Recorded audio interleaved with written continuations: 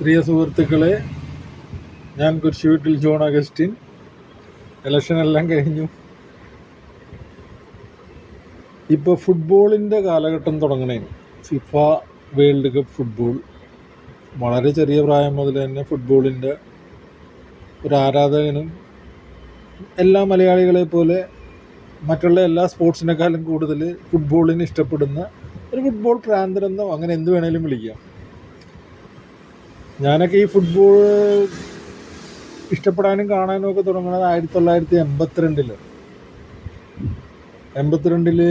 ആ കാലഘട്ടത്തിൽ കേരളത്തിലെ എല്ലാ വീടുകളിലൊന്നും ടി വിയും കാര്യങ്ങളൊന്നും ഇല്ല. ഇവിടെ ഞാൻ താമസിക്കുന്ന അവിടെ ഡോൺ ബോസ്കോ വടുതല, അവിടെ അച്ഛന്മാരിത് കാണിക്കുമായിരുന്നു. പിന്നെ എറണാകുളം ടൗൺ ഹാളിലൊക്കെ കാണിക്കുമായിരുന്നു. അപ്പോൾ ഏറ്റവും ആദ്യം കാണുന്ന വേൾഡ് കപ്പാണത്. അപ്പം അതിൽ പാവ്ലോ റോസിയുടെ ഇറ്റലി വേൾഡ് കപ്പ് ജയിച്ചു. അതിനു മുമ്പ് പെലെ കളിച്ച വേൾഡ് കപ്പുകളൊക്കെ ഈ ഡോൺ ബോസ്കോ വടുതലയിൽ ഇതൊക്കെ കണ്ടിട്ടുണ്ട്. അങ്ങനെ നമുക്ക് ഭയങ്കര ആ ഒരു കളിനോട്, ഞാൻ വലിയ കളിക്കാരനൊന്നുമല്ല, കളിച്ചിട്ടൊക്കെ ഉണ്ട്, കളിക്കാനറിയാം, അത്രേ ഉള്ളൂ, അതിൻ്റെ അപ്പുറത്തോട്ടൊന്നുമില്ല. പക്ഷേ ഭയങ്കര എന്താ പറയണ ഇഷ്ടമുള്ള ഒരാളാണ്. അതിനുശേഷം ഇവിടെ എറണാകുളം മഹാരാജാസ് കോളേജിൽ ടെമ്പററി സ്റ്റേഡിയമൊക്കെ വെച്ച് കഴിഞ്ഞിട്ട് നെഹ്റു കപ്പൊക്കെ നടക്കാറുണ്ട്. അതൊക്കെ സ്ഥിരമായിട്ട് പോയി കാണും. ഡോൺ ബോസ്കോ വടുതലയിൽ ഡോൺ ബോസ്കോ ട്രോഫി, അങ്ങനെ പല കാര്യങ്ങളും നടക്കാറുണ്ട്. ഇവിടെയുള്ള എല്ലാവരും, ഞാൻ മാത്രമല്ല, ഇവിടെയുള്ള എല്ലാവരും ഈ കളികളൊക്കെ കാണാറുണ്ട്. ഞങ്ങളുടെ പരിസരത്തുമൊക്കെ ഫുട്ബോൾ ടൂർണമെൻറ്റൊക്കെ നടക്കാറുണ്ട്. പിന്നെ അതിനുശേഷം 82 കഴിഞ്ഞിട്ട് 86 മുതൽ സ്ഥിരമായിട്ട് ഒരു കളി പോലും മിസ്സാകാതെ കളി കണ്ടിട്ടുണ്ട്. 2010 സൗത്ത് ആഫ്രിക്കയിൽ വേൾഡ് കപ്പ് നടക്കുമ്പോൾ ഞാൻ UN-ൻ്റെ ഭാഗമായിട്ട് അവിടെ ഉണ്ടായിരുന്നു. അങ്ങനെ കളി കാണാനായിട്ടൊരു ചാൻസ് കിട്ടിയിട്ടുണ്ട്. അപ്പോൾ അധികം പറയുന്നില്ല. അപ്പോൾ ഞാനിപ്പോൾ ഈ വർഷത്തെ കളിയിൽ എൻ്റെ പേഴ്സണൽ ഇഷ്ടത്തിൽ വേൾഡ് കപ്പ് ജയിക്കാൻ സാധ്യതയുള്ള, അല്ലെങ്കിൽ ഞാൻ ആഗ്രഹിക്കുന്ന, അതായിരിക്കും ഏറ്റവും നല്ലത്. ഒരു ടീമായിട്ട് ഞാൻ കാണുന്നത് ഹോളണ്ട് ആണ്. നെതർലാൻഡ് എന്നൊക്കെ പറയും. ഹോളണ്ട് ആയാലും നെതർലാൻഡ് ആയാലും രണ്ടും ഒന്ന് തന്നെയാണ്. വളരെ ഞാനൊക്കെ ഈ 1974 മുതൽ ക്രൈഫിൻ്റെയൊക്കെ കാലഘട്ടം മുതൽ നല്ല ടീമാണ്. അതിനുശേഷം എൻ്റെയൊക്കെ യങ് ജനറേഷൻ ടൈമിൽ Ruud Gullit, Marco van Basten, Rijkaard, ഇങ്ങനെയുള്ള വലിയ വലിയ പ്ലെയേഴ്സ് ഉണ്ടായിരുന്നു. പക്ഷേ അവർക്കൊന്നും വേൾഡ് കപ്പ് ഒന്നും നേടാനായിട്ട് പറ്റിയിട്ടില്ല. അതിനുശേഷം ആര്യൻ റോബൻ അങ്ങനെയുള്ളവരൊക്കെ വന്നു. പക്ഷേ ഇപ്പോൾ ഉള്ള ടീം നല്ലൊരു ടീമാണ്. അതുകൊണ്ട് അവർക്കൊരു ചാൻസ് ഉണ്ട്. ഇതേവരെ വേൾഡ് കപ്പ് നേടാത്തൊരു ടീമാണ്, നല്ല ടീമാണ്. അത് എൻ്റെ ആഗ്രഹമാണ് ഞാൻ പറഞ്ഞത്, ഞാൻ പ്രതീക്ഷിക്കുന്നത്. രണ്ടാമത്തേത് പോർച്ചുഗലാണ്. പോർച്ചുഗലും ഇപ്പം നല്ലൊരു ടീമാണ്. ലൂയി ഫിഗോ, ഡെക്കോയൊക്കെ ഉള്ള കാലം മുതൽ നമ്മൾ പോർച്ചുഗലിനെ ഇഷ്ടപ്പെടാൻ തുടങ്ങിയതാണ്. അതിനുശേഷം ക്രിസ്ത്യാനോ റൊണാൾഡോ വന്നു. അപ്പോഴും 1-2 പേരൊക്കെ ഉള്ളൂ നമുക്ക് എല്ലാവർക്കും അറിയാവുന്ന താരങ്ങളായിട്ടുണ്ടായിരുന്നത്. ഇപ്പോൾ പക്ഷേ അങ്ങനെയല്ല, നല്ല ഒരു സ്ട്രോങ് ടീമാണ്. അതുപോലെ തന്നെ മെസ്സിനെ പോലെ റൊണാൾഡോയും ഒരു കപ്പ് വാങ്ങി പോട്ടെ എന്നുള്ളൊരാഗ്രഹമുണ്ട്. അപ്പോൾ ഈ രണ്ടുമാണ് എൻ്റെ മോസ്റ്റ് ഫേവറേറ്റ് ടീം. പിന്നെ എൻ്റെ ചെറുപ്പം മുതലേ ഉള്ള ഒരു ടീമെന്ന് പറഞ്ഞാൽ ബ്രസീലാണ്. ഞാൻ ബ്രസീലിൻ്റെ ഫാനാണ്, ഇന്നും അന്നും എപ്പോഴും. പെലേൻ്റെ കാലം മുതൽ ഫാനാണ്.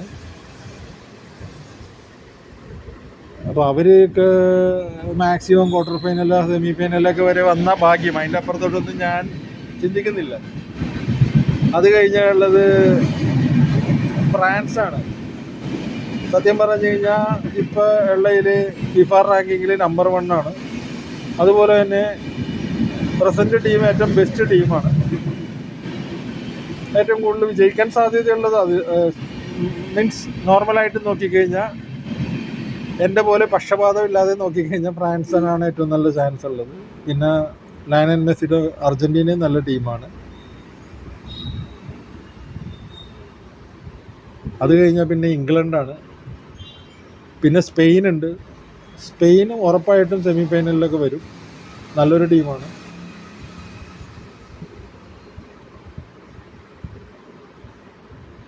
വേറെ ഏതെങ്കിലും ഒരു ടീം സെമി വരെ എത്തുമെന്ന് എനിക്ക് തോന്നണില്ല. പിന്നെ ഇത്തിരി മറ്റുള്ളവരെ സർപ്രൈസ് ചെയ്യാനായിട്ട് അട്ടിമറിയൊക്കെ നടത്താൻ സാധ്യതയുള്ള ഒരു ടീമാണ് ടർക്കി. നല്ല ടീമാണ്. അവരുടെ ദിവസം ഏത് ടീമിനെ വേണമെങ്കിലും അവർ തോൽപ്പിക്കും. അതാണ് അവരുടെ പ്രത്യേകത. പിന്നെ മൊറോക്കോ ഉണ്ട്. മൊറോക്കോവും അട്ടിമറികളൊക്കെ സൃഷ്ടിക്കാൻ സാധ്യതയുള്ളതാണ്. ജപ്പാനുണ്ട്, അട്ടിമറി സൃഷ്ടിക്കാനായിട്ട് സാധ്യതകളുണ്ട്. പിന്നെ സെനഗലുണ്ട്.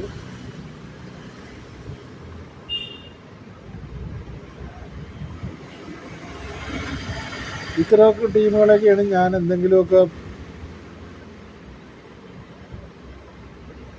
മീൻസ് ഇത്രയും ആൾക്കാരൊക്കെ ഉറപ്പായിട്ടും ക്വാർട്ടർ ഫൈനൽ വരെയൊക്കെ എത്തുമെന്ന് വിചാരിക്കുന്നു.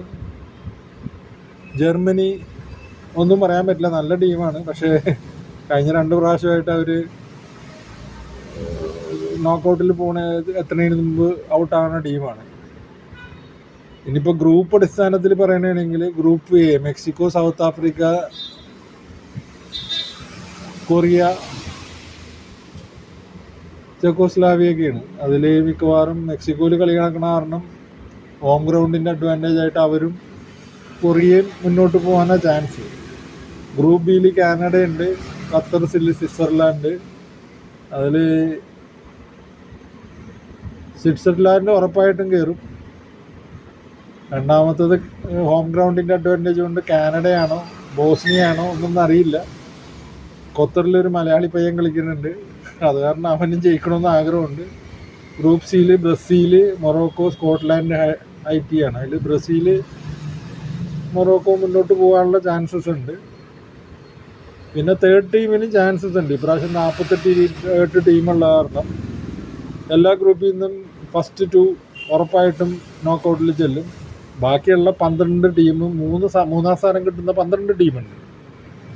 ആ 12 ടീമിൽ നിന്ന് 8 ടീമും നോക്കൗട്ടിൽ ചെല്ലണ കാരണം ഒരുവിധം നല്ല ടീമുകളെല്ലാം ഉറപ്പായിട്ടും നോക്കൗട്ട് സ്റ്റേജിലെത്തും. അത് ഉറപ്പാണ്. ഭാഗ്യം കൊണ്ടോ ഒക്കെ പുറത്തോട്ട് പോകാൻ ചാൻസ് കുറവാണ്. അങ്ങനെയുള്ള വരുമ്പോഴത്തേക്ക് ഈ പറയുന്ന ജർമ്മനി അങ്ങനെയുള്ള ടീമുകളൊക്കെ അൺലക്കായിട്ട് പുറത്തു പോകാൻ ചാൻസസ് ഇപ്രാവശ്യത്തെ വേൾഡ് കപ്പിന് കുറവാണ്. ഗ്രൂപ്പ് ഡിയിൽ USA, ഓസ്ട്രേലിയ, പരാഗ്വേ, ടർക്കി. അതിൽ ടർക്കിയും USA ഹോം ഗ്രൗണ്ട് ഇതുണ്ട്, എന്നാലും പരാഗ്വയൊക്കെ വരാനുണ്ട്. ഇത്രയൊക്കെ ഉള്ളൂ, മുഴുവനും പറയുന്നില്ല. ബാക്കി കളി തുടങ്ങിയിട്ട് കാണാം. Thank you.